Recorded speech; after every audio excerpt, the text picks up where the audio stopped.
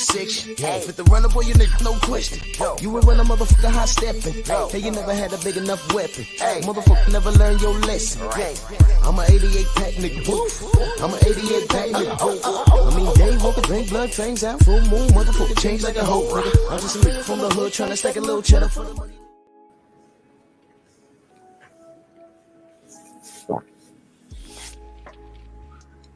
Yeah, buddy. Yeah, buddy. Lightweight. Lightweight, baby. Drew Titan, Bronze on deck. Shout out to the mighty LDBC.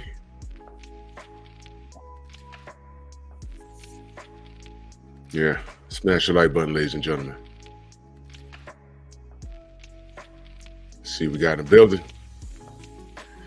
Dial Big G, D McCall, Detroit, BC, Chilltown Majors, No Smoke, Game Bred Pitbull, what's good? What's going on?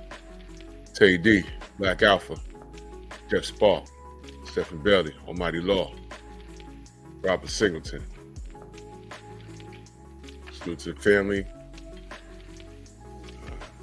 Happy holidays to you. You already know what time it is. So we're going to talk about this sport. You know, I'm a little deflated because I'll just say I know what time it is. And the more things change, the more things stay the same. So here we have 3 athletes.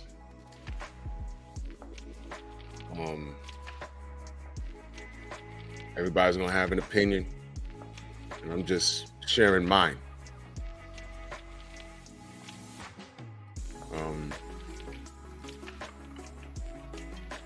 So let's just get to it. Bud's in the driver's seat. That's what he's doing. That he earned it. He earned it, and Bud has options. And what he chooses to do with those options is entirely up to him. Mr. Shelton, salute. What he chooses to do with those options is entirely up to him.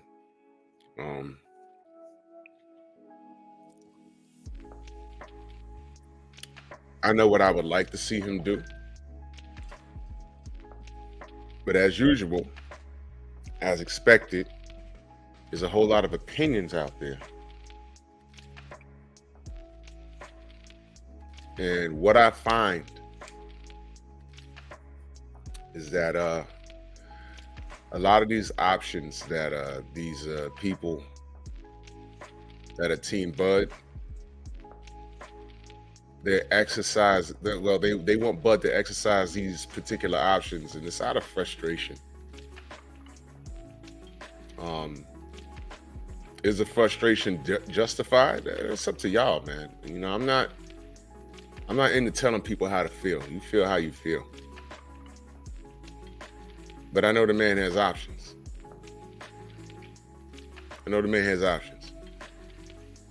And whatever options he chooses, I know what I would like to see him do. But whatever options he chooses, it's up to him. He's a Hall of Famer as it is. Hell, he could retire right now. I don't care. I really don't. You know, I'm sick of, you know, you rock with these dudes, and look, you rock with them until you don't rock with them. Because some of these guys, not all, some of these guys, they don't do right by boxing, sport of boxing. What's horrible is the fan base will enable them on whatever they decide to do, even when it's not the best for boxing. Which is why we say a lot of the fan base, they're not even supporters, they're fanatics. That's why I don't like using the term like fan. Fan is short for fanatic. That's why I try to stay away from it. I understand how it's used, but I'm just letting y'all know what it is to be a fanatic. To be a fanatic is absurd. If I support a fighter, I'll tell you why I support the fighter. But most of you dudes, I'm Team Bud. Why? Just because. I'm Team Errol. Why? Just because. And it's gonna get like that with Boots. Give it a minute. I read some of these comments in the comment section. What has Boots done? Boots hasn't done enough. Who's he fought? I mean, come on. Come on. When does he get his big break in against whom? Oh, But'll beat his ass. Oh, come on. I love that one. Do we know that? 50-50 chance. He may or may not. Do we know that? And how about this? How do we find out? This new age of fans are disgusting, bro. They're disgusting. You guys are more infatuated with a fighter's. I don't know what's wrong with you guys. Salute to Todd French in that super chat. Much love and appreciation. Says salute to the Druth in the chat. Hashtag lightweight, man. Salute to you, good brother. If I miss you in the chat, man, salute to you, man. Sensei's in the building, man. Salute to you. You on mute, brother. Good morning. Happy Morning. King Day, bro. Yes, sir. It is Dr. King's Day. Great man. We wanted what's best for our people. And right now, if there is a heaven, he's looking down on us and just violently shaking his head like, what the hell? Is this what I got all those ass whoopings for? Yeah. Because this is fucking ponderous. A rapper's brother just died in Memphis. Well, he didn't die, he was murdered.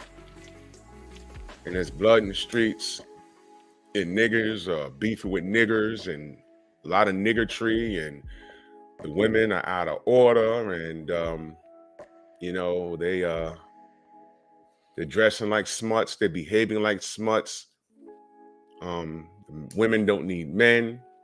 The men are wearing skinny jeans and men dating men, and women behaving like men, and black people not getting along. We're killing each other. We're beefing with each other. Whole time, George Zimmerman is still alive. Whole time, they couldn't push that motherfucker off of George Floyd's neck. Right? So, yeah. Happy King Day. Happy King Day. And as I talk about this topic, watch the chat. Watch the chat. Todd French back in the super chat. He says, oh, snap, I didn't see Stormy. Salute to you, sir. No doubt. D free in the building. Yo, D free, you want to pull up? Let me know, bro. Let me know, bro. If you got time, let me know. I get a little frustrated, Malcolm X's birthday, Dr. King's birthday. Next month is Black History Month. And I'm like, I don't care. Because, niggers don't care. Y'all don't care. We had a 1 Million Man March years ago. What have we done since then? Now, I will say, black men, we've straightened it up.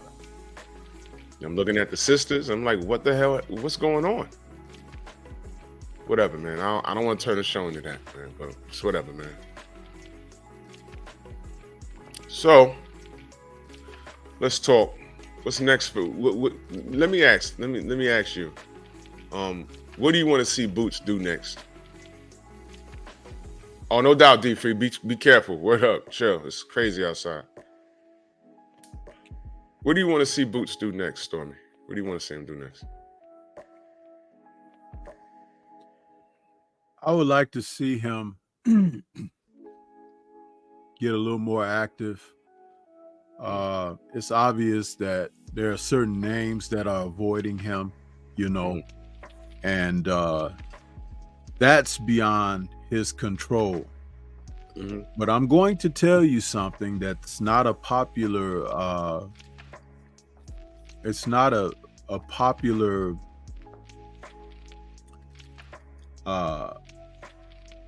choice or decision, but it does wonders for the fighter and his lead trainer and his immediate people and I guess that in this case it would be his dad and his brothers. Take your show on the road. Get the hell out of the US. Go fight in some other countries. Get your name out there on foreign soil. Go to Australia, go to Africa, go to Mexico, go somewhere. Be a professional fighter. Go to Puerto Rico. Listen, the greats did it, right? San Tropez. There have been fights put on. You tell your people that you want to get active. Leave. Pack a bag. There's nothing wrong with that. Now, if you're waiting around for money, then I'm done. Yeah. I'm done because your priorities are misconstrued. I agree 100%.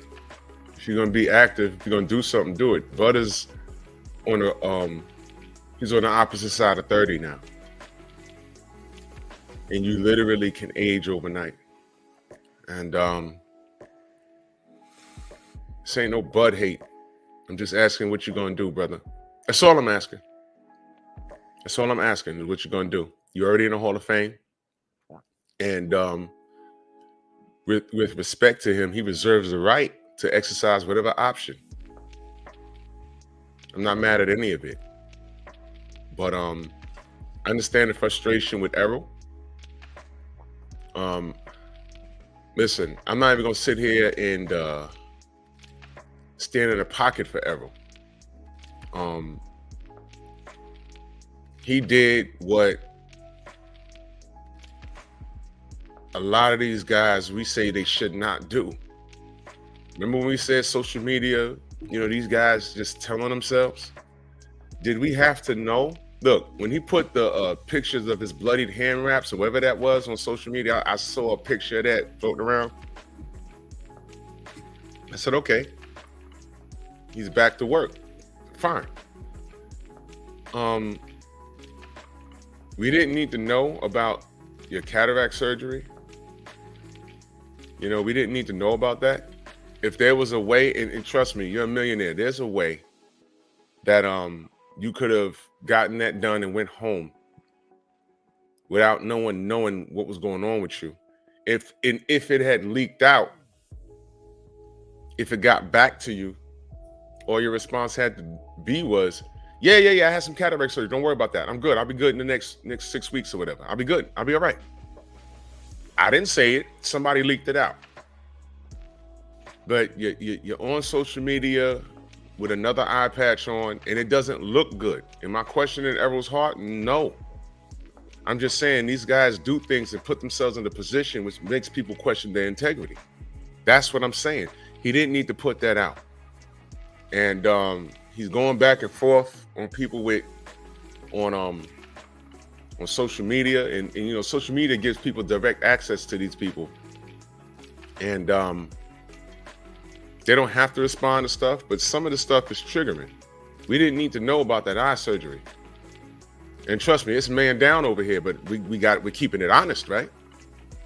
When he did that, I said, oh, come on, what is he doing? And I knew where it was going to go.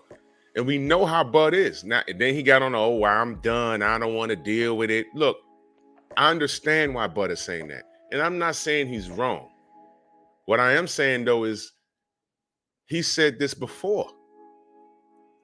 He said exactly this before. He said, I don't need Errol. I'm past that fight. Did he not say he was past the fight? He was past the fight until the fight was dangled in front of him. Maybe he was mad at the politics and bullshit from Al Heyman and the PBC and all this other, whatever it is that the situation was. I know when he finally sat down with Errol again, because you guys may have forgotten,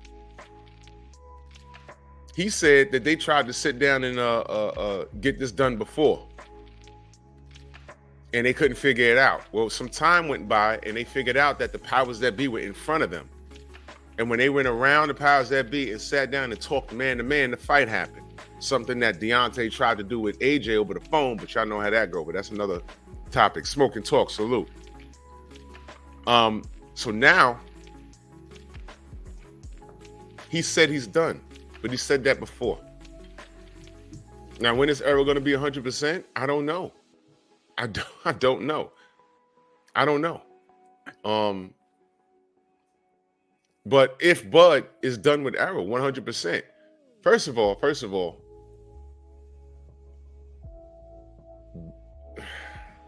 I guess it's irrelevant for me to ask this. Fuck it. Let me read the super chat first. Todd French back in that super chat. He says, 3-part question. Did Boots sign with DAZN? And can Boots tap into the European market? Also, is the European market already drained because of Eddie? I don't know, and I don't know. That last part, I mean, Boots could take his show on the road and do anything, but what's the demand? Who's gonna market him? Who's gonna market him? I mean, for an American to go to the UK and market themselves, they have to be loud like Shannon Briggs. Listen, man, when I said what I said a moment ago, there's a way to get things done. Like in the case we're talking about Boots. Mm-hmm. You can't be a prima donna and then expect to get doors open for you and you haven't been proven to the world. You may be proven within the circle of where you exist. That means, like, if you did go to the UK, or if you went over to Australia, or you went to Puerto Rico, you have fighters that are fighting and headlining cards that are being promoted by DAZN and Matchroom. You have fighters that are being promoted by Boxer and Sky Sports. You have fighters that are being promoted by Queensberry. And the whole thing is, if you have good management, like, okay, understand, this is a lengthy process. I'll try to condense it. Devin Haney is a fighter that has independence. The strength of his independence is no one can make the excuse like, oh, well, if you sign with so-and-so, we could make the fight. You see what I'm saying? His independence allocates him. Yeah, he might have a main base, but he's contractually structured that he can go and make fights and deals with elsewhere because he wants the fights. You know what I'm saying? Right. Boots could do the same thing. He could do the same thing. That might mean less money up front. That might mean that a certain percentage gets taken away or even deferred or something like that, according to whatever contract he's presently under. Right. Now, where I'm going with this is this: you get a deal. You go over there to Boxer. They got some young talent over there on Boxer. They fighting on undercards. You fight an undercard bout over there. You ain't got to be the main event.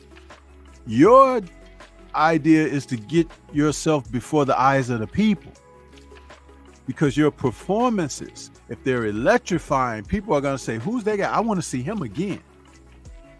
You know what I'm saying? Did we not have people who before a year ago didn't know who Christian and Billy was? Sure.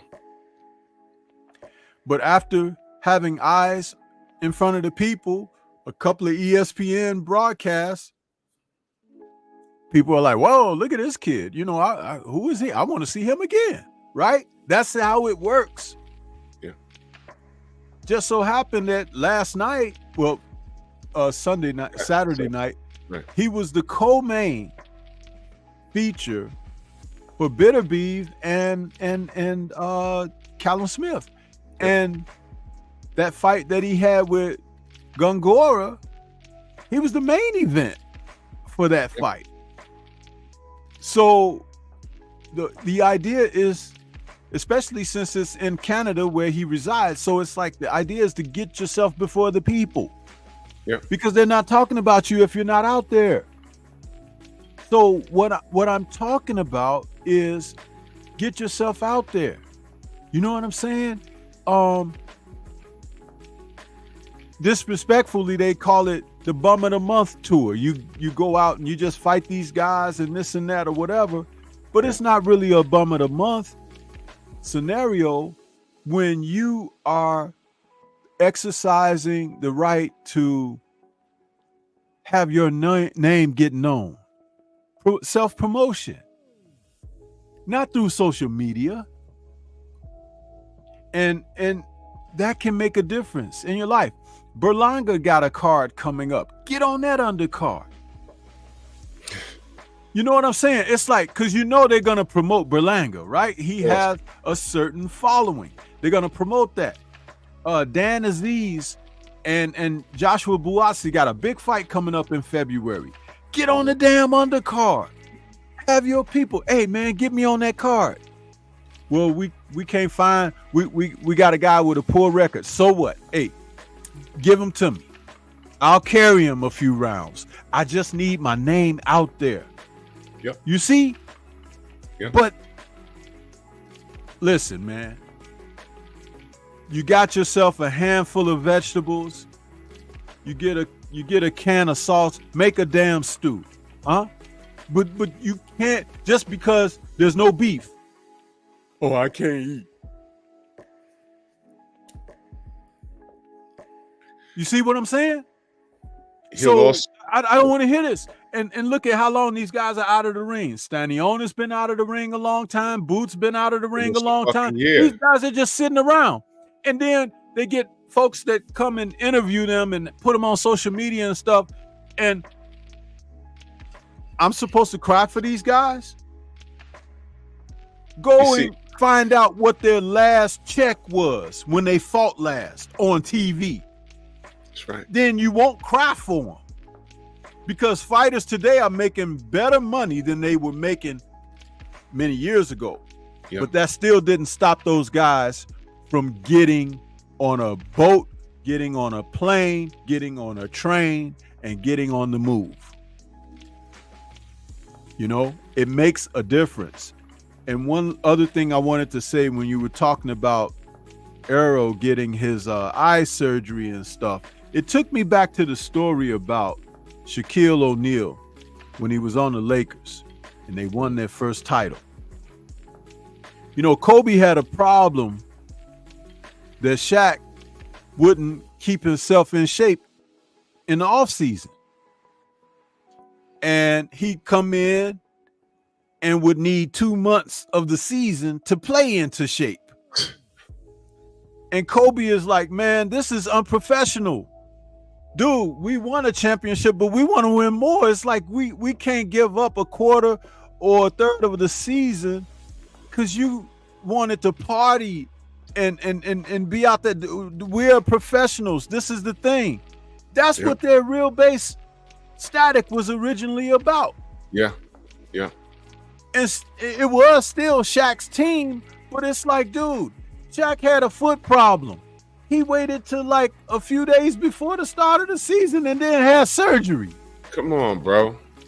And now he's out for a few months. It's like, and Kobe is doing? like, all this is falling on me, but we got a team. Yeah. So, Errol, what you doing? You want the rematch. You said that, but then this surgery and all of this, that pushes the fight back even further. Man. You done been traveling. You done had a great time. All that. You took a long time before you even said you wanted to activate the rematch clause. The ridicule is justified. People who really want the smoke, they say, hey man, the next day, we rematching. I'm signing my deal. I'm gonna go on vacation with my family, but it's all taken care of. You ain't gotta question it.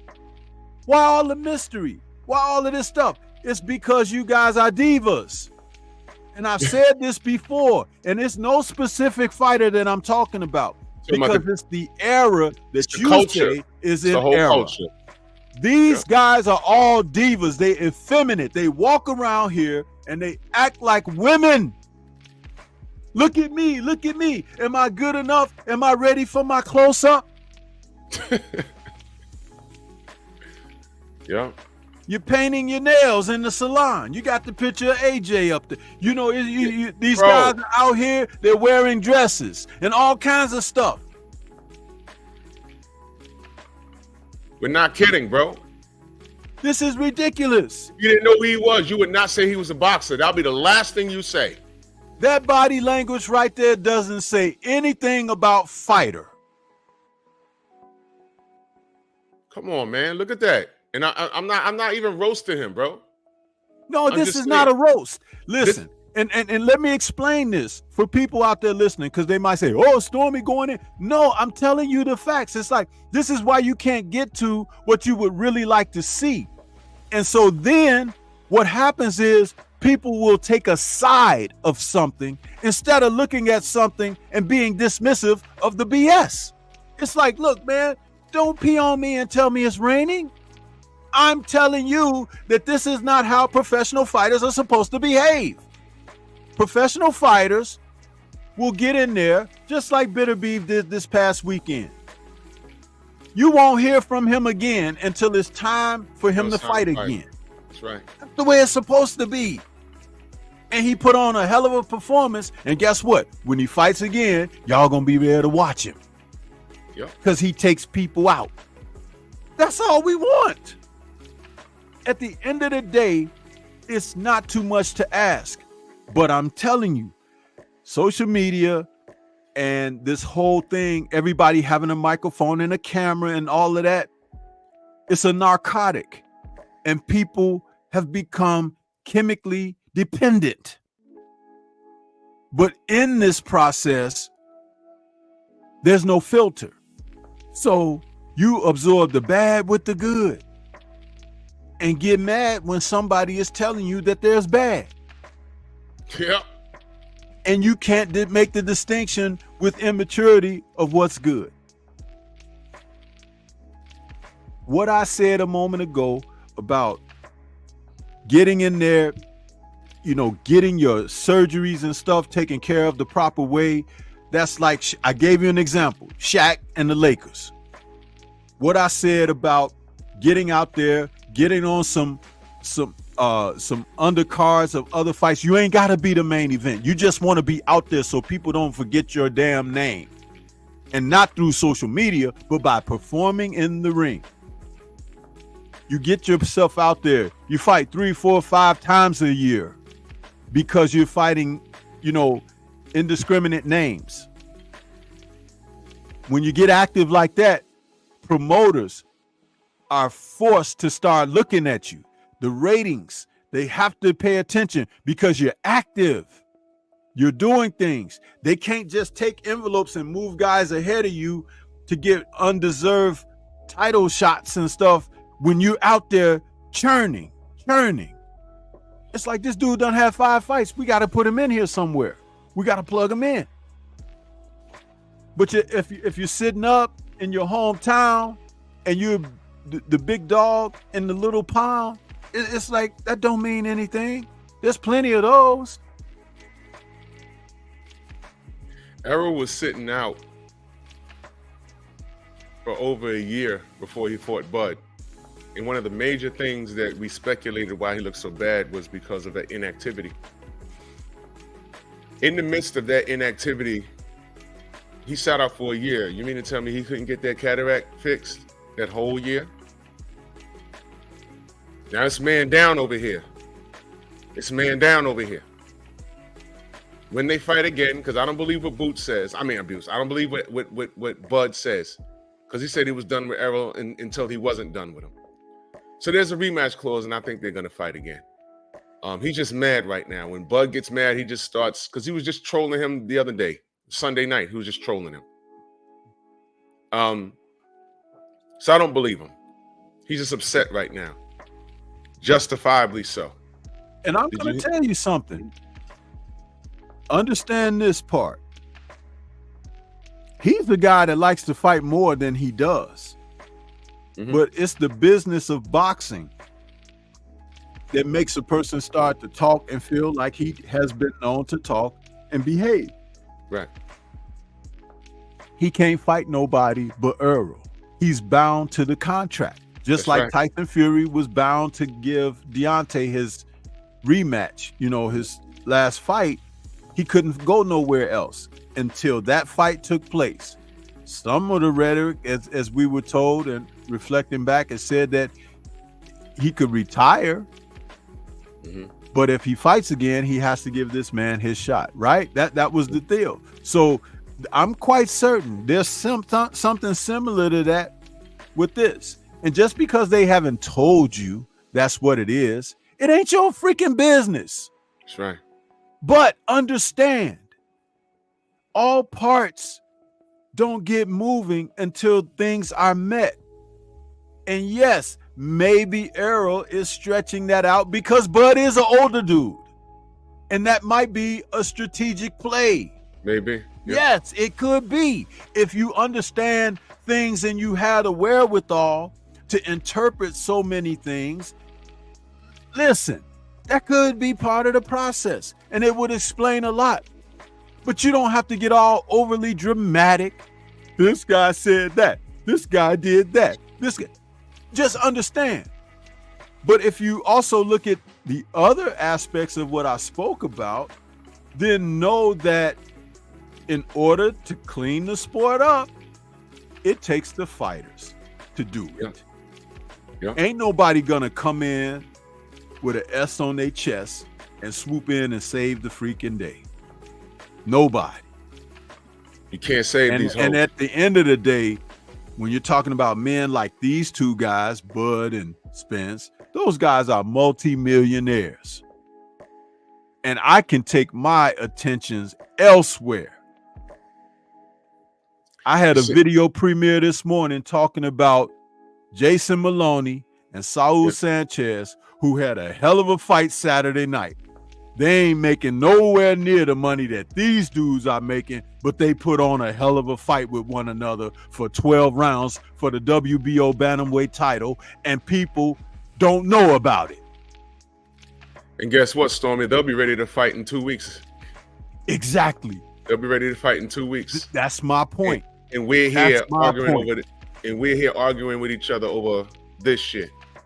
That's my point. I'm tired, man. I'm tired. See, I know I can avoid that. And if you ain't even heard me speak on Spence and Crawford. You ain't heard me say nothing about these guys. But what I just laid out there is all factual stuff. That's evident. It's like, now what are you gonna do with it? You gonna sit up and you gonna still be mad and it's frustrating me. I hate boxing, this and that. Or you're gonna look at fighters, boxers, the sport, and see that there are some other people that can gain your attention and also are worthy. There were 2 women that fought on that undercard Saturday night. Layla Boudouin and what was the other woman's name? I got it written down here. Elizabeth Espinoza. They were fighting in a rematch. Super featherweights, women. Boudouin had an undefeated record when she fought Espinoza the first time. Boxing match, didn't go her way. She lost the decision. She comes in there Saturday night. Instead of going in there to go toe-to-toe, banging it out, which Espinoza crew thought that that's what it was going to be because she had more length, a little more size. They thought that was going to be to their advantage. Boudouin came in there, bro. She boxed like Sweet Pea Whitaker. She was hitting that woman with combinations, body shots, stepping around, moving, taking steps back, making shots miss. She was slipping, bobbing, and weaving. She was fighting like a man. I was like, look at this woman. I was like, I need to see her again. It's like she looked great. In an 8-rounder, she won all 8 rounds in the rematch and had that girl shook by her abilities. They was like, oh, she really switched it up from the first fight. They weren't expecting that from her. I was like, I can't wait to see that young lady again. Boxing like that. But see, if you really love boxing, that's what's supposed to stimulate you. That's what's supposed to get you excited because the sweet science, and that young lady brought it. But you ain't hear nobody talking about that. You see what I'm saying? It's the difference. You know what it is, Stormy? The fact that I'm exhausted from this shit is my fault. Because the people putting in real work, because I enjoy the science of it. And the people that are putting in the real work are the motherfuckers that ain't getting no airtime. Or if they're getting airtime, they're so far down on the undercard, we don't see them. We won't see them until they emerge, like Boots. Boots was putting in work and then he emerged. And now people took notice. A city took notice of him. And now that he's mentioned in the name in the same sentence as guys like Errol and Bud, now his activity's gotten a lot less. And what you're saying is 100% correct. What he needs to do is look, forget Errol, forget Bud. They know my number. In the meantime, let me beat the shit out of everybody around him. Because I can't remain. I don't have the luxury to sit around for a year and collect a check. I have to fight like I'm hungry. Would you watch a fight between Boots and Jamal James? Now watch this. Watch this. You just said Jamal James, right? Chat, who's Jamal James? See? See what I mean? I watch Boots versus anybody at this point. Because we got to take a stand, man.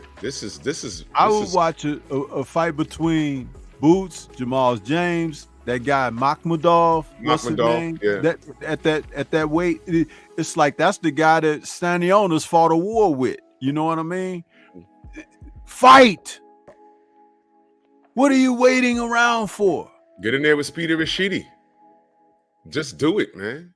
And I know Speedy lost his last fight against the guy that Boots absolutely destroyed.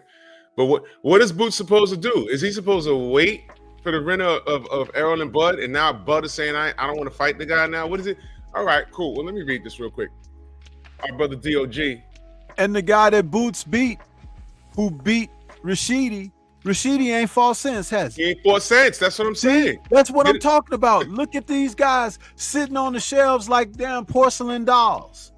You touch them and something break. It's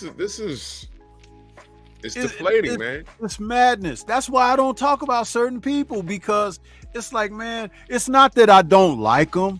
It's not that, I don't think that they're good or anything. It's like, man,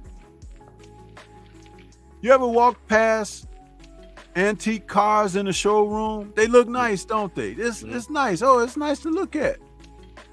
But if you put it out there on the street, something might fall apart or whatever, and it's gonna cost you $1 million to repair it because the parts are rare and this and that. It's like, come on, man.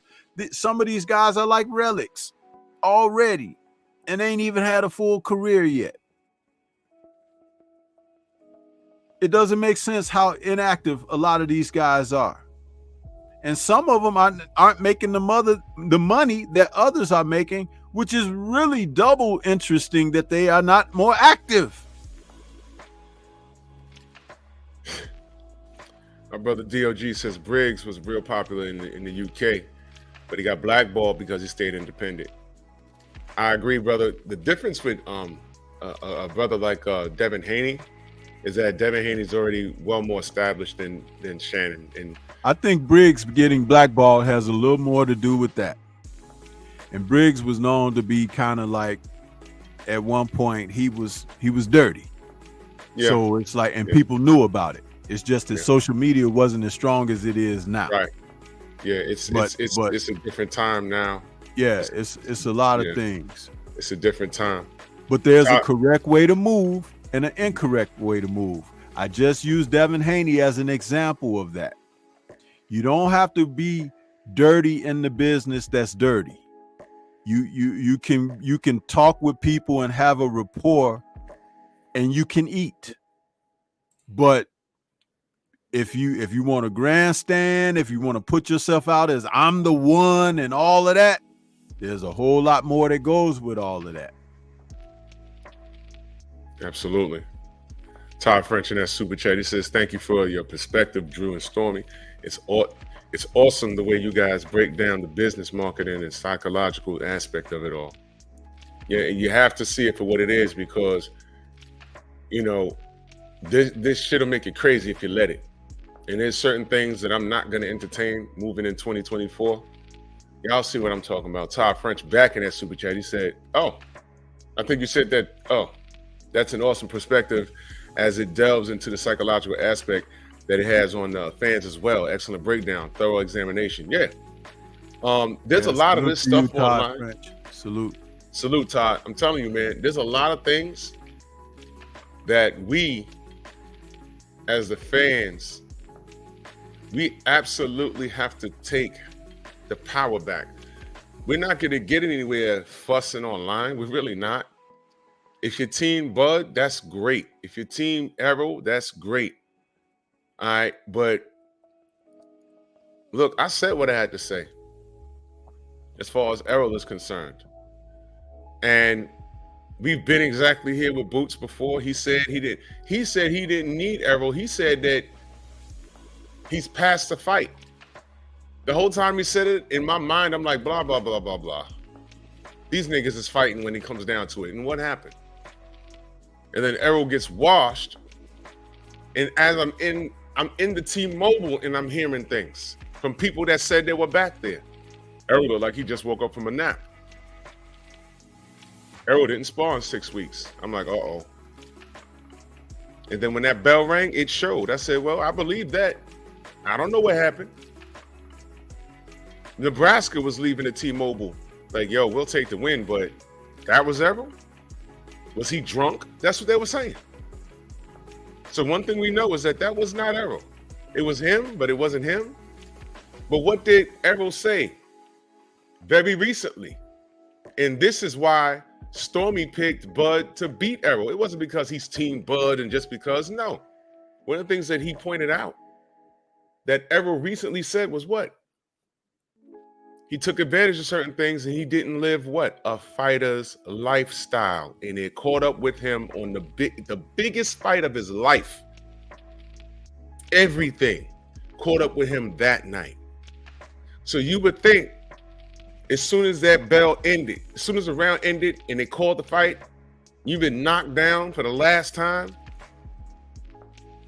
by a guy who's a gym rat, who's paid his dues.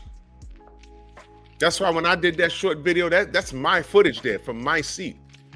And at the end of my little short film, I said, no excuses. No excuses.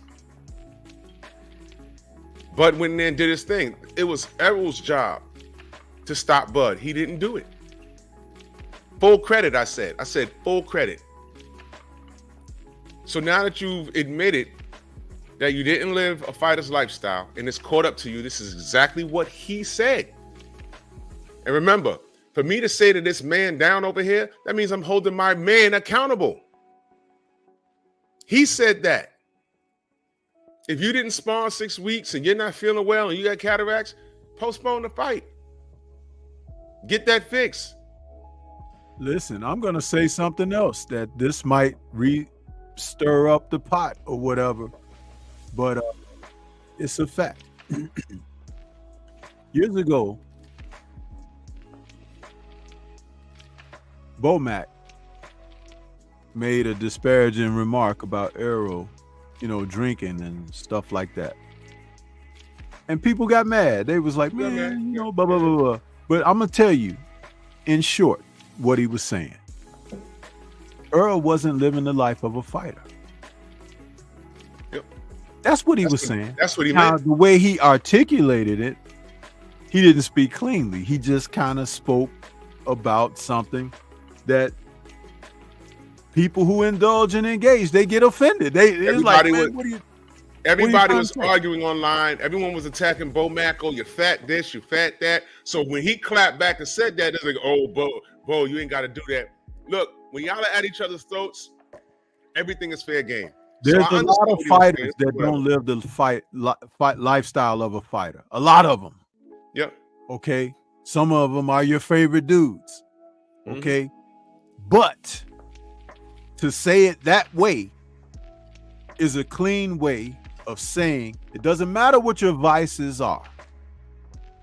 But if you're not living the disciplined life of a fighter, it's going to show in the ring.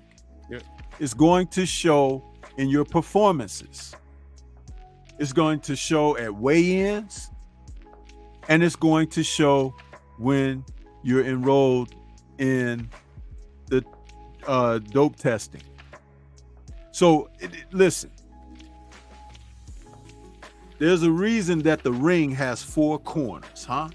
It's like you're in there, but each and every direction that you go, there's a place where it stops you. There's a boundary line, which is called the ropes that keep you roped in. If you're in the sport of boxing, you're within those ropes, even though you might be living outside the ropes. Now, that might go over some of you guys' heads. Some of you might understand and catch the message exactly right away, immediately. But it's a fact.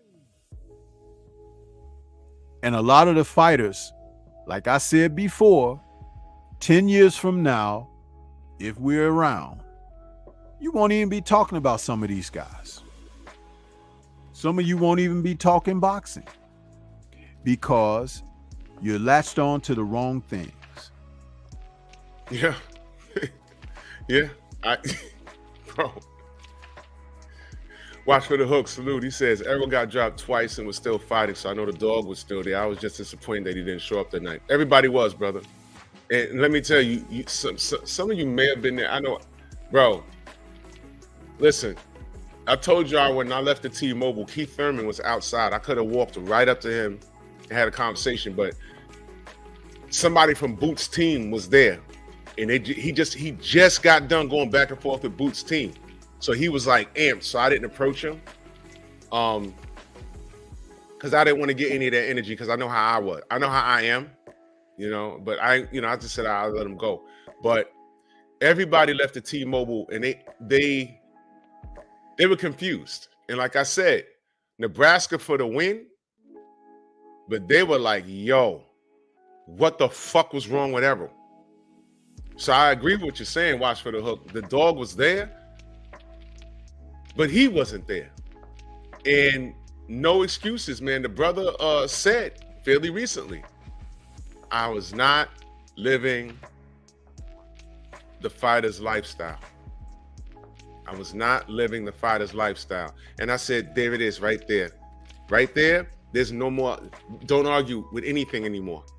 He said that, not us. So now it's his job to correct it. he has to correct it. And the thing is, he's older now. Can he correct it? All this talk about, I got to do it at 154. I got cataracts. Listen, you can go to 154, right? Now you got the corrective surgery. It is up to Errol to go in there and make us believers again. I'm riding with Errol, but he has to show us, because I know what he can do, and that was the worst Errol we've ever seen. And for you to be half-assed in it, you don't do that against Bud. Now he knows that, and he didn't have to release the surgery video and everything else. I understand that, but Errol, I'm disregarding what Bud said. They're fighting again. But he's gonna have to make us believers. Detroit BC said that was Kyle, wasn't it? I did hear that was Kyle. I think that, yeah, I did hear that was Kyle. That he got into it with it. That's what I heard. I did hear it was Kyle after that. I did hear that. It was crazy.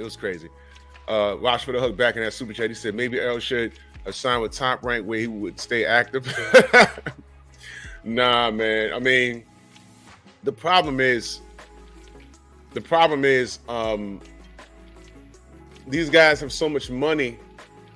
Some of these guys are comfortable in their own skin, and it gets to the point where social media, they can listen. Do you really give a damn what anyone says about you on Twitter when you got like $20 million in the bank and you really ain't got to do shit anymore for the rest of your life? Do you really care? It's like, oh yeah, they said my eyes sleepy. I don't care. Oh, they saying I'm out of shape. I am. I don't care. Let me go on my bank account. Oh man, I have an investment property. I have 20 million in the bank, but my net worth is higher than that by next year. And I ain't got to fight again. Y'all know Danny Garcia is supposed to have a fight coming up. You know that man doesn't have to fight anymore. I bet y'all forgot. That's a name y'all haven't heard in a while, right? Danny Garcia. I mean, seriously, the last time I saw Danny Garcia, he was freestyling on Instagram. And he sounded pretty good too. Let's Roll says, Boots versus Blair Cobbs, I'll take it. Blair said he'd knock him out. Yeah, just get in there with Blair to flail. Do it. Do it. Just do it, bro. I'm with it, man. But these guys, we're telling you what these people are doing, which is why I am no longer in the business of going back and forth with people. If you have a love affair with a fighter, I'll know in 2 seconds. And I'm not going back and forth with you, because the problem is the business. If Bud is done with Errol, great. What do you want to see him do? Because what I've seen in the chat is, we say, well, Boots makes the most sense. Oh, well, Boots. And then I'm hearing those same people saying what Boots haven't done and what he doesn't deserve. All right, fine. So Boots don't deserve Bud. You want Bud to go up Canelo? And then y'all same people will say, well, Canelo's too big. Well, that's not what Bud said. Who are you? Who sent you? Man, I'm done with y'all, man. What do you want to see Bud? If Canelo's too big, but Bud said he's not too big, and you're done with Errol, and Boots ain't done enough, let's play the game. Who do you want to see Bud fight next, man? Because there's no light work at this point. Once you're a champion, once you're a Hall of Famer, once you're two division undisputed, there's no light work. What do you want to see him do? And this is the problem I got with Tank fans, Bud fans, AJ fans. It's like, okay, this one's no good. What do you want to see him do? And while this is happening, we're talking about real fighters who do this for a living. A guy like Jake Paul can walk right through the front door while y'all trying to rob the bank, and while the police and security is shooting at the robbers, Jake Paul can walk right in the front door and snatch the bag that y'all fighting over and walk out. And y'all won't even see him. Y'all done shot out the cameras and everything. This is disgusting, man. And I'll tell you something to add to that, what you're saying. What up, George? What's up, George? Let me say this to George since he's out there. George, I went and observed you guys on Pro Box when you were talking about Tony Weeks. And when I did my Friday night chop session, I featured some angles that you guys had brought to the forefront on the Tony Weeks situation. I gave you guys credit for that and told people to go over to your channel and check that out. So appreciate the work that you guys are doing over there. Guys like Canelo. Now, everyone knows that Canelo is probably the richest fighter in boxing right now, right? Yeah. And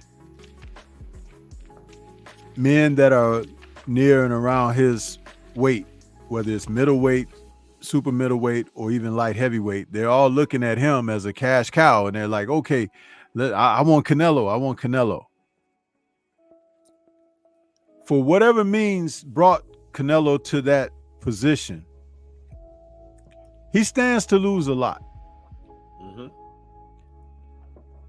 So being in that position, he has to be careful about his selection of opponents, because not only will he, it's not like he's going to lose everything he's accomplished,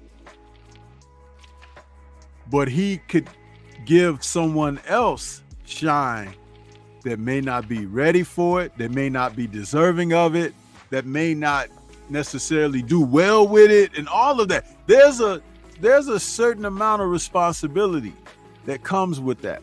Now, you don't hear a lot of people talk about that. You don't even hear me talk about it a lot, but it's the truth.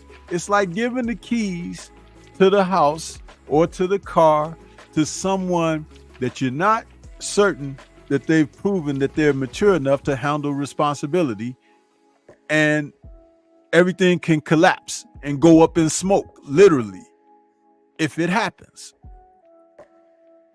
It's important to understand that. So this is why, if guys take it upon themselves to be more responsible, put themselves in a position for the consideration, just work, keep your head down, go to work.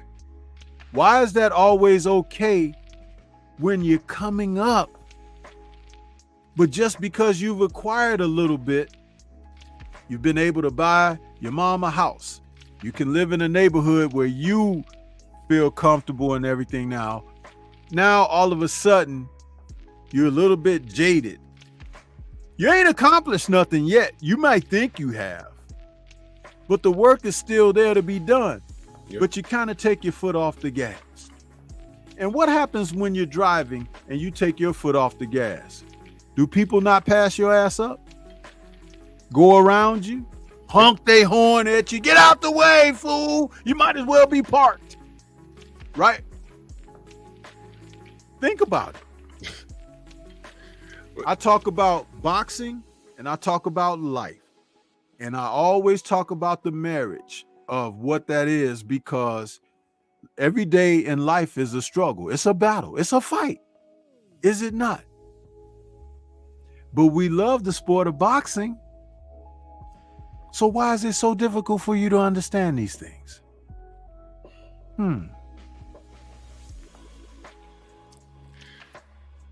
Let me ask y'all a question. Whether you're man down or team Bud, I know both people, both fan bases, they appreciate Boots. So to the Bud fans, being that Bud is in the driver's seat, at this point, he can do whatever he wants to do, and that's fine. With all things being fair, if you think Canelo's too big and Boots isn't ready and you're done with Errol, never mind what you want to see Bud do next, because you might as well put him in there with Jake Paul, and they'll make they'll sell 2 million pay-per-views. How about this? Is that fair to Boots? And what do you want to see Boots do next? What is the best? What is the most logical thing? Because now it's time for him to step into the AM. It's morning time. He got to do something now. And he's ready. He's game. When does he get his big break, and against whom? What do you want to see Boots do? Remember how Bud was treated. Remember what Keith Thurman did to Errol. What do you want to see Boots do. And if Boots doesn't, what does Boots have to do to get a Bud Crawford fight? What does Boots have to do to get a Bud? Because right now he's next up. And the Bud fans, y'all saying Errol's done. I'm not even going to debate y'all on that. Because if it happens, it happens. If it don't, it don't. I think it's going to happen. They just salty at one another right now. All right. He said he's done with the fight, but he's trolling them on X, on Twitter, whatever the hell it is they call it now. All right. So fine. I think it happens. But if it doesn't happen, what do you want to see Bud do next? And what do you want to see Boots do next? We always talk about how we're mad at Floyd Mayweather because he never passed the torch to a quote-unquote black fighter. All right? We held Floyd accountable. Keith Thurman was right there. Keith Thurman was right there. He was undefeated. Keith Thurman was selling the fight. He was like, yeah, we're going to burn money. We're going to burn money. I said, I like that fight. And Floyd never fought him. He gives us fucking Andre Berto and Conor McGregor on the way out. I mean, and no disrespect to Berto, but at that point, Berto wasn't the same Berto before he fought Victim Ortiz. That's what I call him, Victim Ortiz. All right. And then when Keith Thurman got into the driver's seat, he did the same thing to Errol, and we held him accountable. Now Bud is in the driver's seat, and Boots is right there. Who are we as supporters is what I'm asking. When they first announced him potentially entertaining a fight with Canelo, a lot of us said, yo, what the hell, 168? But if Bud's saying, hey, man, I could make that weight and make it a fight. Hey, man. Hey. Listen, I could say it's a mismatch. Don't go up there. But if he's saying I'm going to go up there, is it about the bread or does Bud really think that he can win it? Now, we've gotten to know Bud as an athlete. I don't know him as a man. Do you really think he will go up there and entertain a Canelo fight if he didn't think he could win it? Do we have the same amount of trust issues in Bud that we have in Jermell Charlo? I think they're two different dudes. But why jump all the way up to 168? That gives me cash out feelings. And I don't like that. Not when Boots is right there. Now listen to what I just said, y'all. We held Floyd accountable for not giving Keith Thurman a shot. We held Keith Thurman accountable for not giving Errol Spence a shot. Boots is entertaining a Canelo fight. I mean, Bud's entertaining a Canelo fight when Boots is right there. Is it too early for Bud to pass the torch? Because he's an older man now. And a lot of you Bud fans, y'all acting like y'all scared of Boots. I'm reading what y'all saying. And I'm like, hold on. You'd rather go up and fight Canelo? Because if you're going to get your ass beat, you'd rather do it at 168 and have that crutch saying, well, I was like 2-3 weight classes above where I was supposed to be. And what the hell, I made $100 million. Or you can make $10 million and fight Boots and have the fight of your life. And not pass the torch, you could just take it from you. Because if Boots beats Bud, that Bud is not going anywhere until the contract with Errol is complete. Exactly. Exactly. You know, all this talk about fighting Canelo or maybe he should fight Boots, all of that shit is just fantasy. It makes for good content. It makes a good argument. It makes for horrible content because I'm telling you, you're talking about something that's not going to happen. I am not going to sit up here and talk about being, like wealthy and it ain't happened for me. Hey, I got to go out and try to make it happen for me. You know what I mean? But that's what I'm saying. It makes for good content because everyone gets online and everyone's arguing about it for weeks. So views up for them. But meanwhile, these millionaires are snickering behind the scenes like, yo, this fight's already done. This contract's already done. Yeah, that's what I'm saying. It's like, man. I'm not doing it anymore. Cop Killer mentions a Tiafimo. Yeah.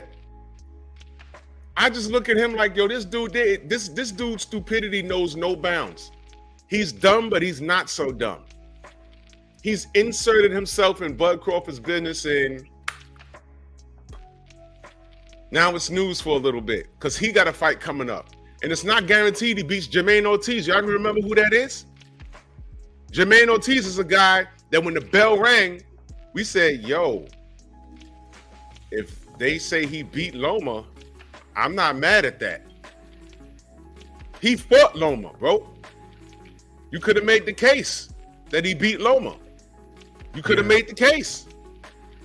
That's who Tio's fighting. That's not a gimme fight. Now, what if Tio go in there and lays another egg?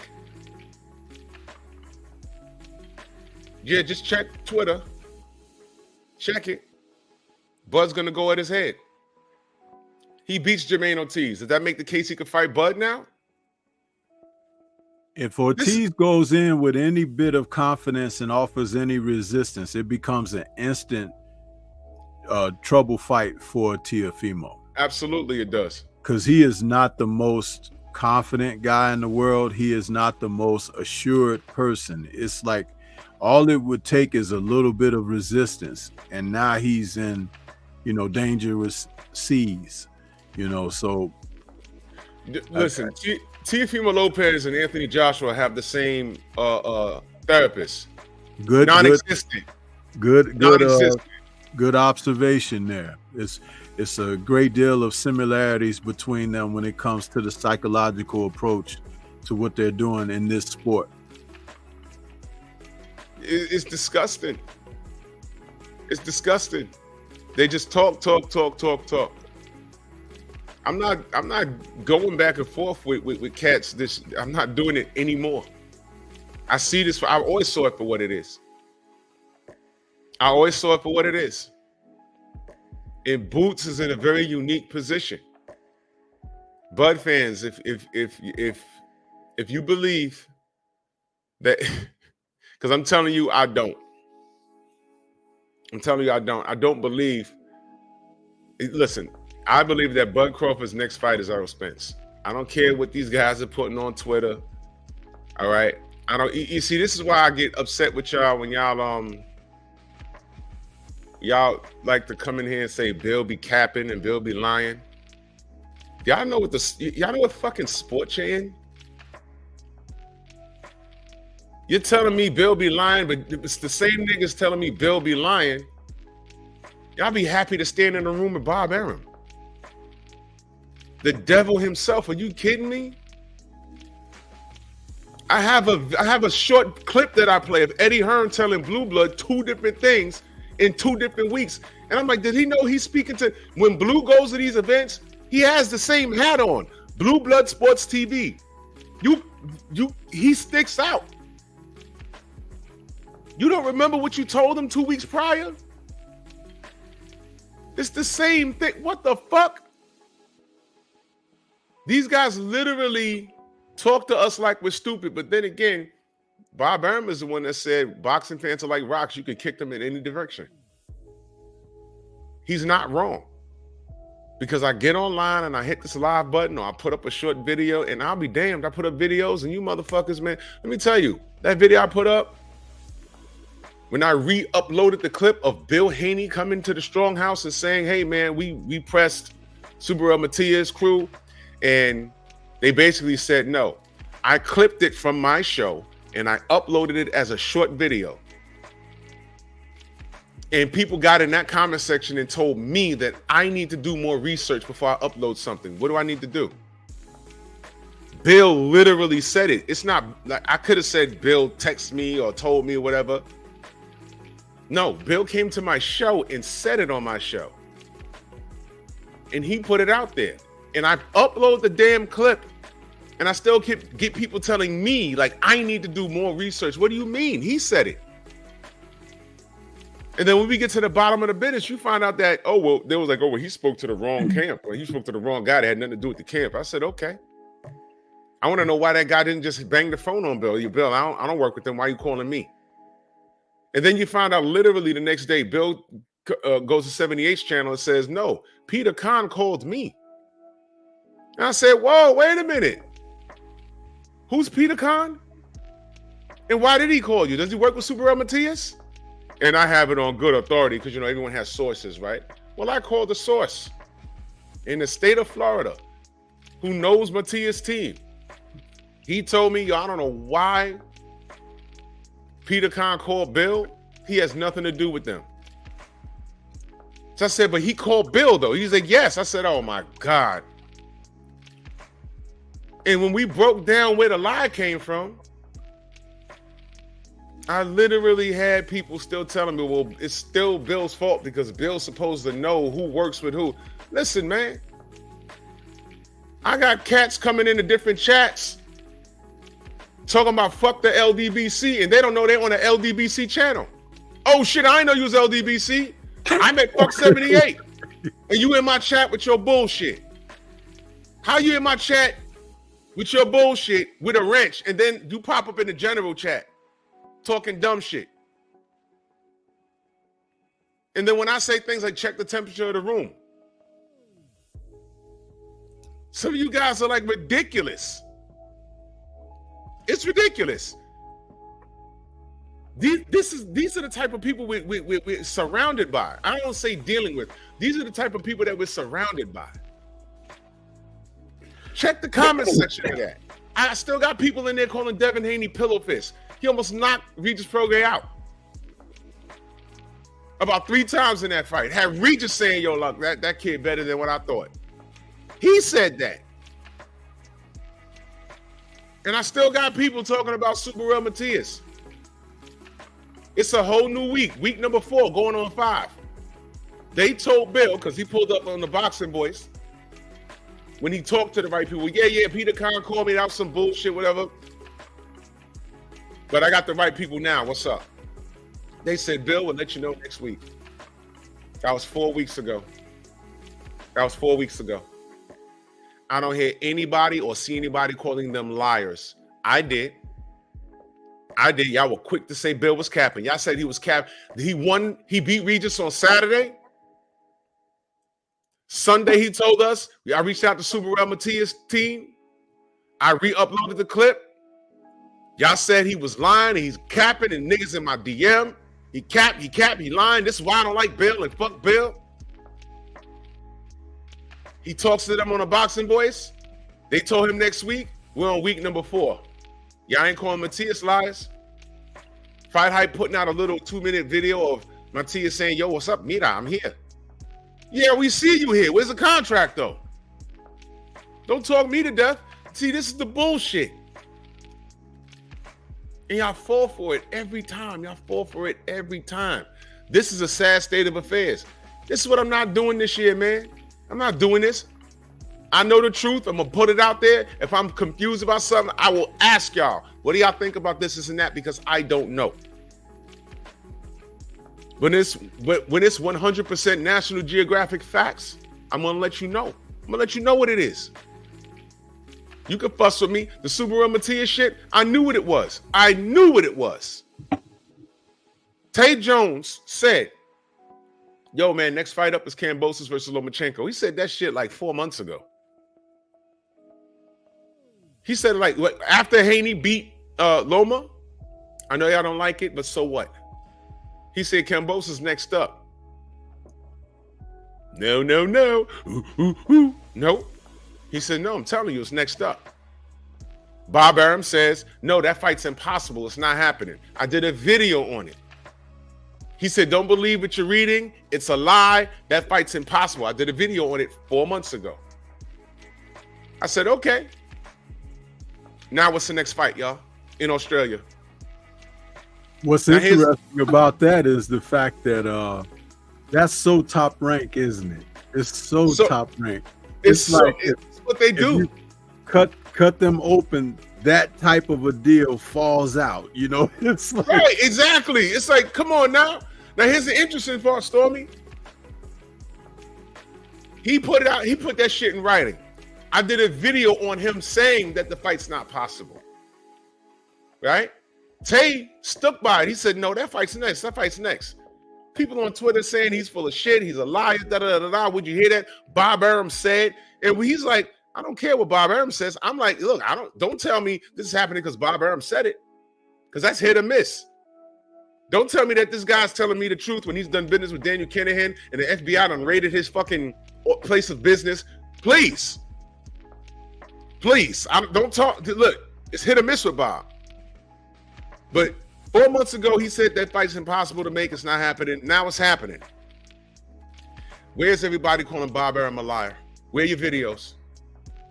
Where are your videos? But y'all so quick to put on your banana deodorant, your kung fu perfume and shit. Can somebody say to Kambosos when that fight press conference comes up? Matter of fact, Tay is out there in the chat. I need Tay to say this.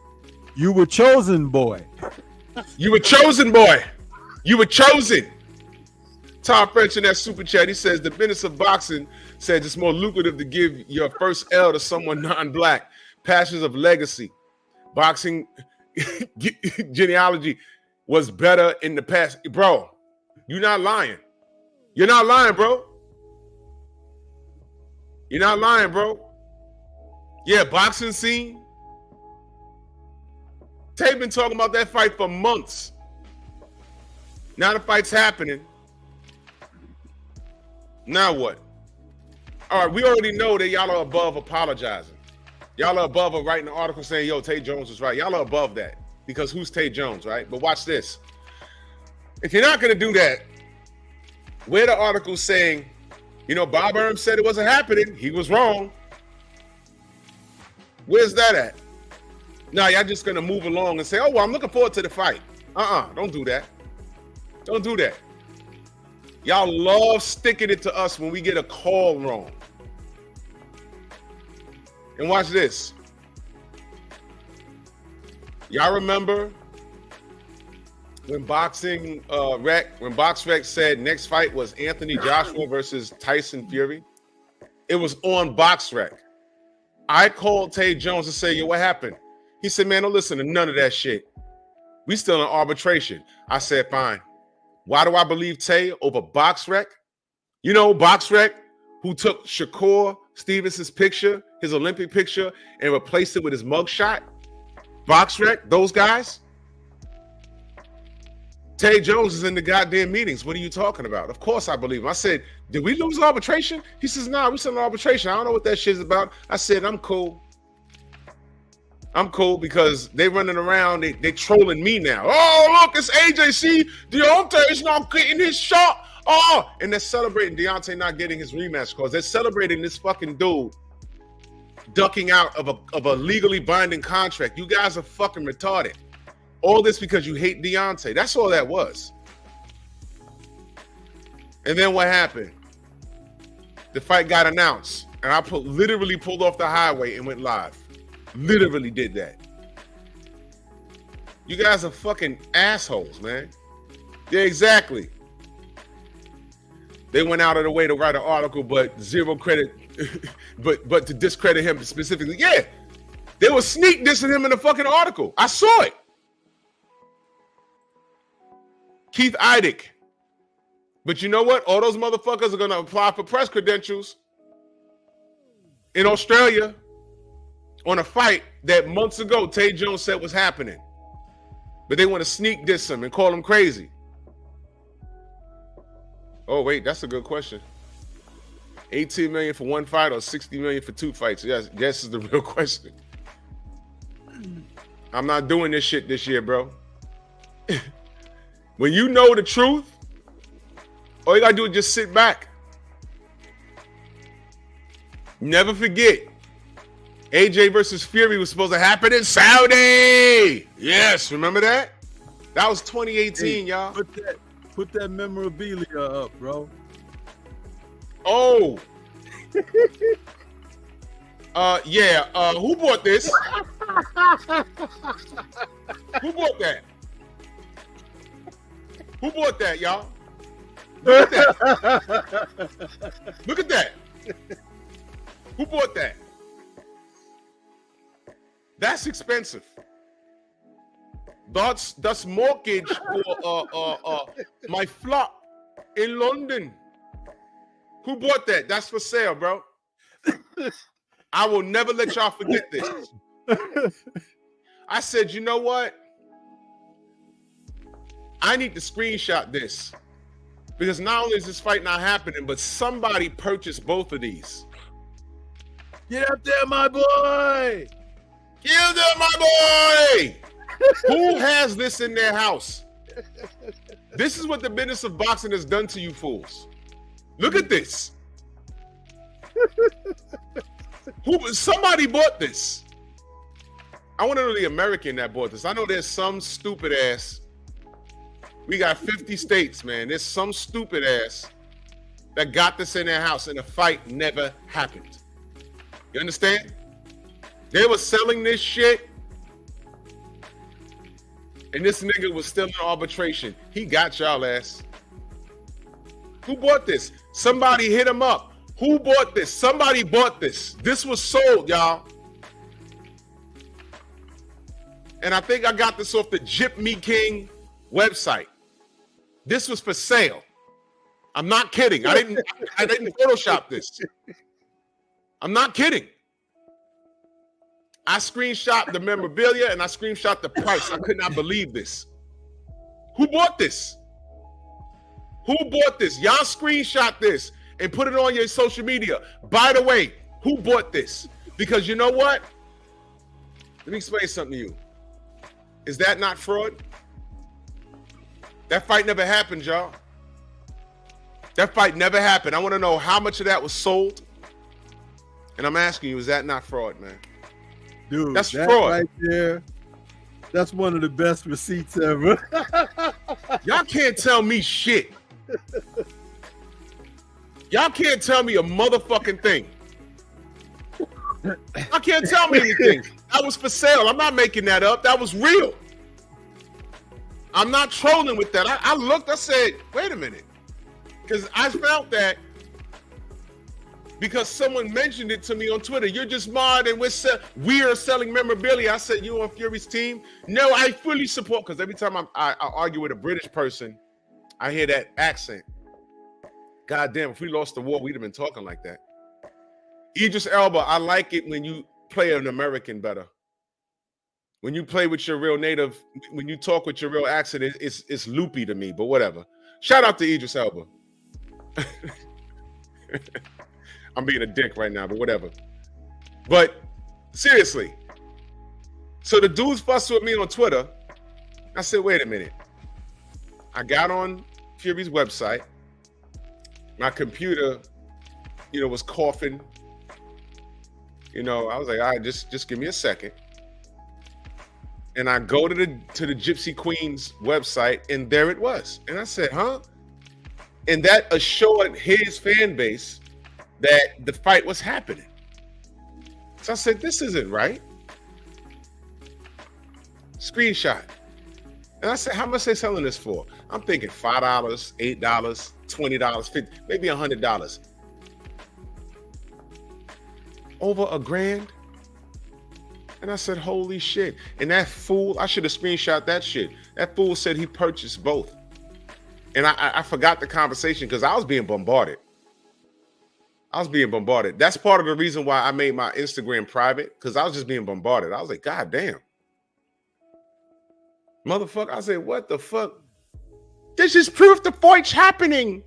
They're selling memorabilia. I purchased already. AJ versus the Gypsy King in Saudi. You didn't know, Drew Titan? Hey, Tay, what's going on? Man, we still in arbitration. Got it. And I just said arbitration. Matter of fact, I did a live stream and I took arbitration and made it an acronym. I don't remember it, but go just put in arbitration on my channel. It'll come up. I made it a whole acronym. And guess what? We were right. So which one of you fools paid over $1,000, 1,000 pounds, 1,000 euros, $1,000, 8 million rupees, whatever the fuck it is, 20 million yen, whatever it is? Who bought that? You got that sitting in your fucking house? You dick. You got that sitting in your house. That shit is worth nothing. It's really worth nothing. You just gave your fucking money away, you idiot. And I'm supposed to argue with these dudes? You dudes come to my chat with your bullshit? You remember Fat Bastard that came through? Oh, You know, hey, anybody, any white person that comes to your channel, they just don't like themselves. Drew Toyton, you're a racist. End of. You fat bastard. This motherfucker's growing fucking sausage and he's making sausage and growing peppers in his fucking lot outside. Talking to me from his tent because he can't be in his mama's flat. I'm racist. No, motherfucker. Tell me why you bought Tyson Fury's memorabilia, signed gloves and trunks. Him versus AJ. Hey, Tay say he want to answer to that question, man. 18 million for one fight or 60 million for two? I have no clue. Y'all know I'm not a numbers guy. I have no clue. Well, I need help with that. 60 million for two fights. That's like 30 million a fight, right? So yeah. What logic, if your purse is puckering, hey, you know, you might want to go with the two. If you can survive one. I'll give it to y'all. Wait, hold on. Just got off the phone from Prince Khalid of Saudi Arabia. He told me this fight's a 100% on. August 14th, 2021, summertime. All eyes of the world will be on the Kingdom of Saudi Arabia. And I cannot wait, repeat, cannot wait to smash Anthony Joshua on the biggest stage of all times. This is going to be the biggest sporting event ever to grace the planet Earth. Do not miss it. All eyes on us. Peace out. God bless. See you all in Saudi. Yes.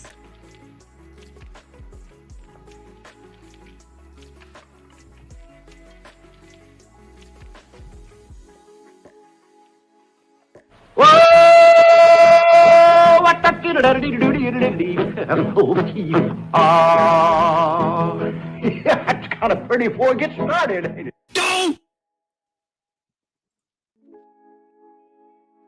And I'm supposed to argue with you niggas over that. I'm really supposed to get triggered over you motherfuckers.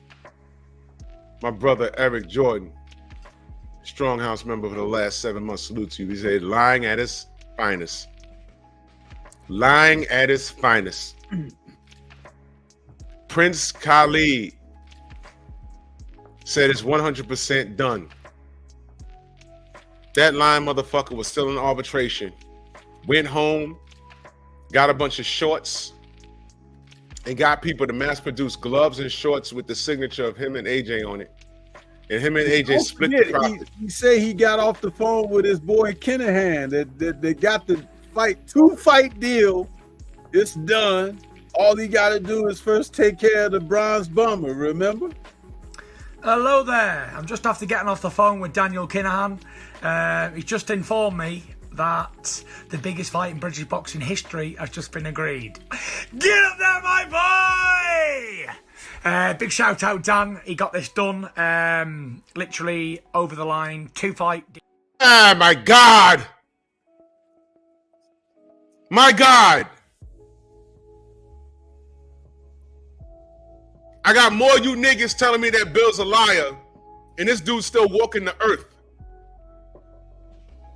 Mauricio Silly Man allowing Togo into the ring with fucked up gloves. She beat the shit out of Labarbi. The gloves was on his desk. We said, Mauricio, look at Fury's gloves. You know what he told us? We're just trying to ruin a historical night in boxing. Those are the words he used. And we're stupid. We say, man, just look at the gloves. You don't know where they are? Sugar Hill, Told Fred at the barbershop, they're in my house. That's what Sugar Hill said. He said that. I told Mauricio. I said, yo, the gloves are in his house. You might want to have a look. Think he did it? No. So you show lobotomy, you extend more courtesy to lobotomy than you did to your fucking WBC champion. But I got niggas in here telling me Bill Haney's capping. But you just love you some WBC. Oh, we just a bunch of PBC fanboys. What does Drew Titan always say? Look, everybody's suspect. What happened to Deontay happened on the PBC's watch. How many times you heard me say that? You guys are fucking pussies.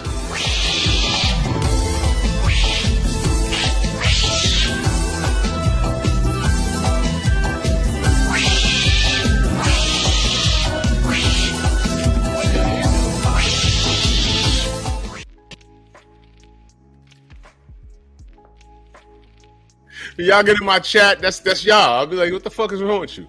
Pussies in the chat. Y'all niggas be Bud.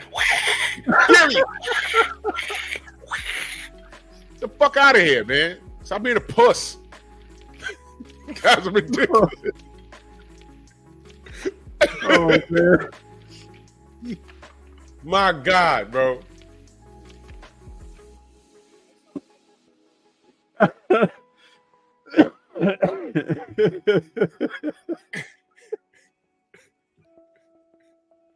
Man, fuck.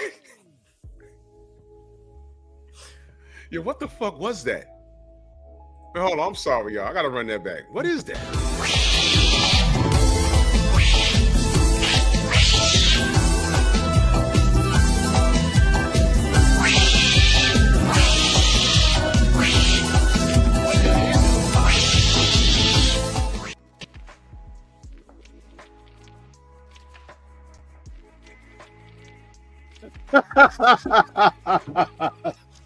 What the fuck?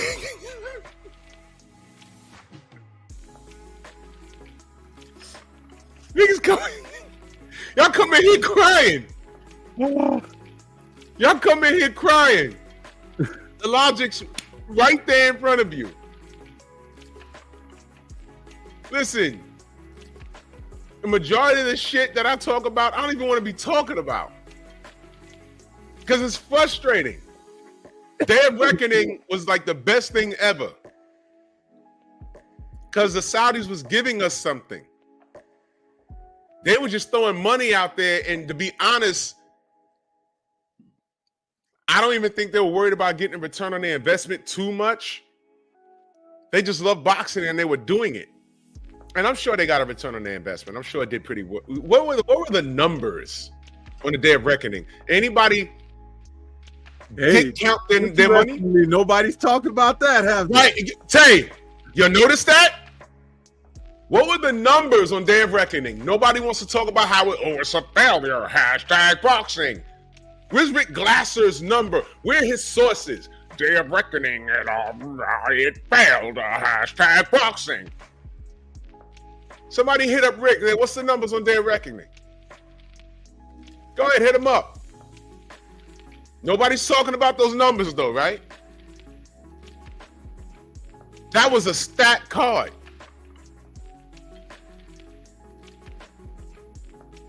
Tomorrow I'm going to ask y'all a similar question. What do y'all want to see Tank do next? I'm going to reiterate, because I'm sure I've asked that before, but I want to be sure that we're on the same page. Rod Neal says, you mean to tell me Leonard Ellerby don't know the number of Day of Reckoning? I mean, all these niggas supposed to know everything. Nobody, listen, it's been a while now. No one's complaining. Nobody's calling it a failure. What are y'all scared? Y'all gotta watch what y'all say. Don't fuck with those Saudis. They'll get you here. I ain't gonna say that. I am, but I'm not. Rick Glasser ain't gonna shit on them because he hopes to go there at some point. Hashtag boxing. But I'm gonna tell you something. Tay Jones is cool with the Prince. Rick, you're not. Just wanted to point that out. So watch your fucking mouth, Crypt Keeper. What are the numbers of day reckoning? Anybody? Brian H says that clip was from a Brazilian show called Faustão. I don't. What the fuck is that? That shit is funny as hell. I'll ask y'all tomorrow. What do y'all want to see Tank do? Because I don't know. I don't know what you guys want. I don't know anymore. Then I'm gonna ask y'all. What do y'all want to see Shakur do? That man's been. This is the longest I ever. Is Shakur okay? Is he okay? He hasn't said a word. Is he all right? How he doing? Oh, okay. Oh, okay. I don't know. So if Bud is done with Errol and no boots, what do you want to see him do? Put in the chat. What do you want to see? What do you want to see Bud do? If Canelo too big and you're done with Errol and Boots is not an option, what do you want to see him do? You want to see him shadow box? And I want you to think about something. All of this nonsense that we fuss and fight over and curse each other out and tell people to pull up. Meanwhile, y'all niggas never even left your state that you're born in and you're 30. Pull up, nigga. Yeah, I'll be there. Nigga, you ain't left your state ever. You 35 years old. You told me I pull up. This nigga all the way in fucking North Dakota. Stop it. Stop the nonsense. Stop with this pull-up shit. Stop when I'm gonna see you when I'm at the next fight. Man, shut up. Y'all ain't gonna do nothing. No, I'll tell you where they can start to pull up. Pull your damn pants up. How about that? Pull your pants up. All you sagging out there, you know. Sagging ass niggas. Pants up. That's what you need to pull up. Do y'all know why y'all not supposed to sag? Y'all know there's a history behind that? You fucking dummies. Y'all know what that is? Let me give you a little history, stupid. The slaves in the field. Right? There's my brother, the Boxing Maniac. Go subscribe to the Boxing Maniac on all social media, TikTok, Instagram, YouTube. That's my Bronx brother right there. That's another one of my Bronx brothers. The Maniac. Salute to you. The slaves in the field weren't allowed to wear belts. You picked that cotton, but you didn't wear no belt. You know why? Because it could be used as a weapon for the overseer. So they took the belts, and it was a way to demean. You're picking cotton, and your pants keep falling. You can also try and run away, but you can't run away when your pants are falling. And they would laugh at you in the field when your pants falling off your ass. Now, spell niggas backwards. Some of you got to write it out. Spell niggas backwards. And now look at how these grown-ass men and little boys are walking around with their pants sagging. Also, in prison, you sag when you're, from what I was told, you sag when you're property of someone else. And y'all just do the math. You're flirting. You're literally flirting.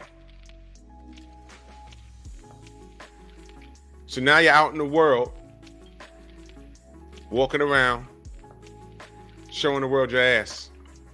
Also, we're talking about attire. You know, in the summertime, you see these brothers walking around with shorts on and slippers with socks. Y'all know that's prison attire, right? So the first group of brothers that came home in the early 2000s, they would walk around the street with slippers on, with socks. That's jail attire. So all you niggas get on my nerves with that shit. And then y'all come in my chat and want to fuss with me. You seen Tank get his hair braided? Tank got long hair. David trying to be like Tank.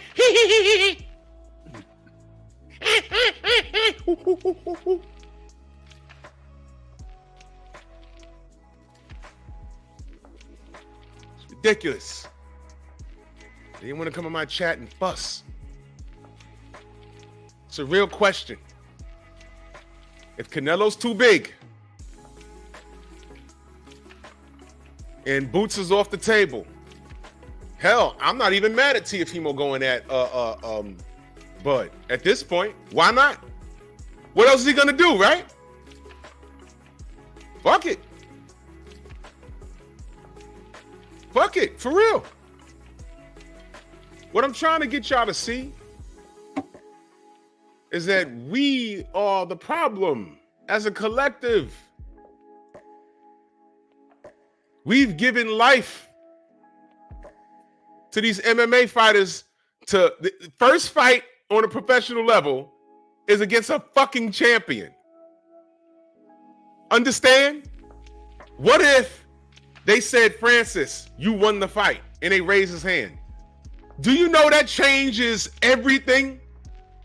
Forget about what you thought you know about boxing.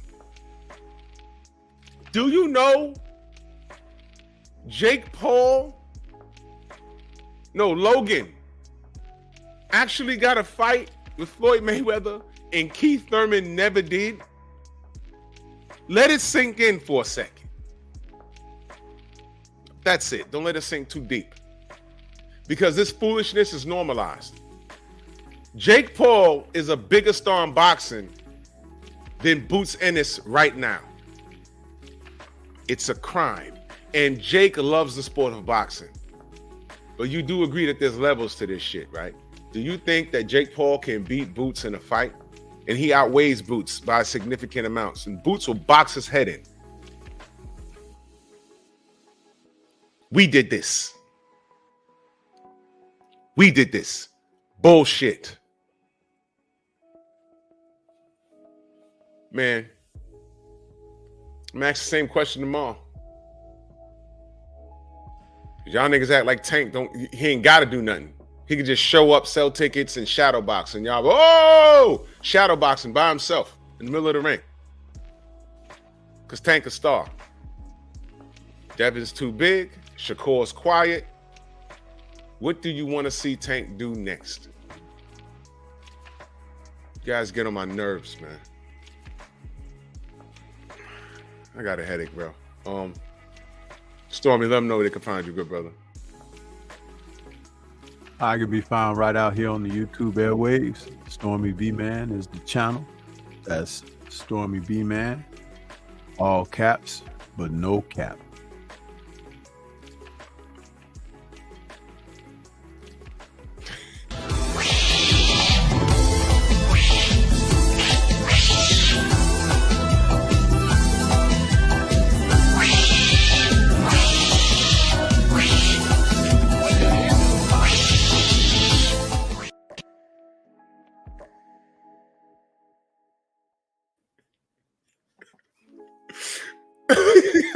What the fuck is that?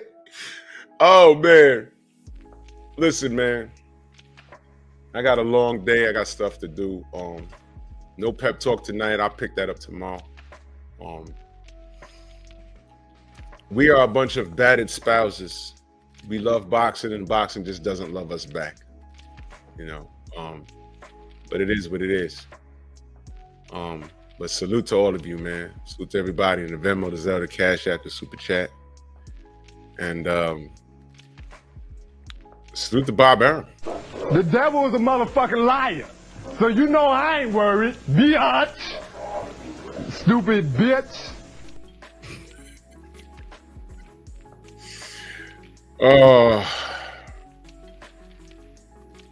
But you know Bob Arum's gangster, though. Remember this? Shut the fuck up. Shut the fuck up. He told him to shut the fuck up. You know that was Mike Cappinger. He said that too, right? That was in Vegas. That was crazy. Yeah.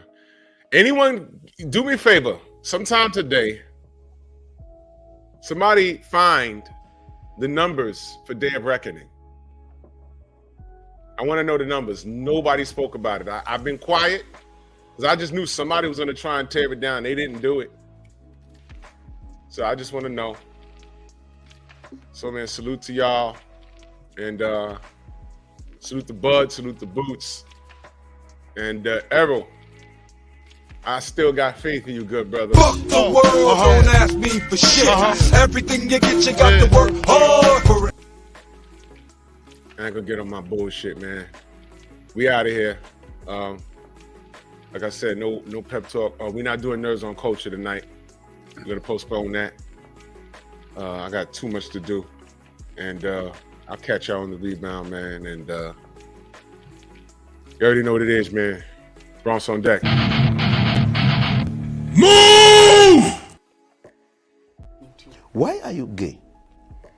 Who says I'm gay? You are gay.